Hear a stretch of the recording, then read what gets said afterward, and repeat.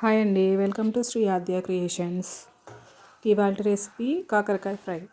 కాకరకాయ ఫ్రై చేసుకోవడానికి ముందుగా కడాయి పెట్టి ఆయిల్ వేసేసి అందులో ఒక చెంచా జీలకర్ర, అలాగే ఒక 4 పచ్చిమిరపకాయ చీలికలు చేసుకొని వేసుకోండి.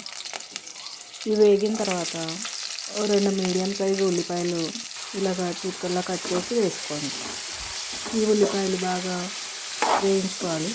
ఇవి గోల్డెన్ బ్రౌన్ కలర్ వచ్చేదాకా వేయించుకోండి. ఈలోపు మన కాకరకాయలని చిన్న ముక్కలుగా కట్ చేసుకోండి.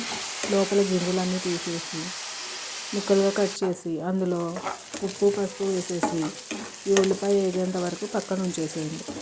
ఈలోపు కాకరకాయలో ఉన్న వాటర్ కంటెంట్ అంతా దిగిపోతుంది.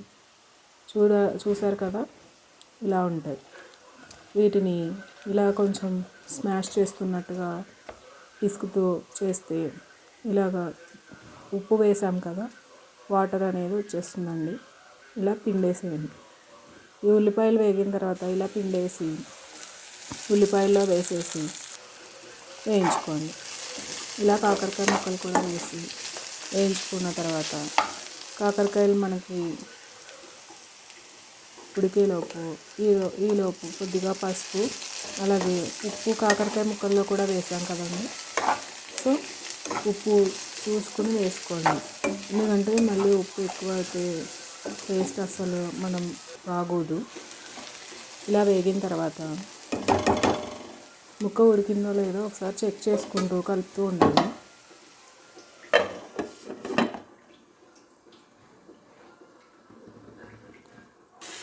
చూస్తున్నారు కదా, ఇలా మధ్య మధ్యలో కలుపుతూ తీసుకోండి. ఆల్మోస్ట్ ఉడికిపోయింది, కలర్ కూడా చేంజ్ అయింది మనకి. ఇందులో రుచికి సరిపడా కారం వేసేసి, అలాగే ఒక చిన్న నిమ్మకాయ సైజ్ అంత బెల్లం ముక్క కూడా వేసేసి కలుపుకొని చూడండి ముక్క ఉడికిందా లేదా అనేది అలా గరిటతో కట్ చేస్తే తెలిసిపోతుంది. ఇంకా మీలో ఎంతమందికి ఇష్టం అండి కాకరకాయ బేసిక్గా ఎవరికి నచ్చదు, చేదు ఉంటుంది కాబట్టి. కానీ ఇలా ట్రై చేయండి, చేదు అనేది అస్సలు ఉండదు, చాలా టేస్టీగా ఉంటుందండి. రైస్లోకి చాలా బాగుంటుంది. ఈవెన్ చిన్నపిల్లలు కూడా కాకరకాయ అంటే తినరు, ఇలా చేసి పెడితే తింటారండి.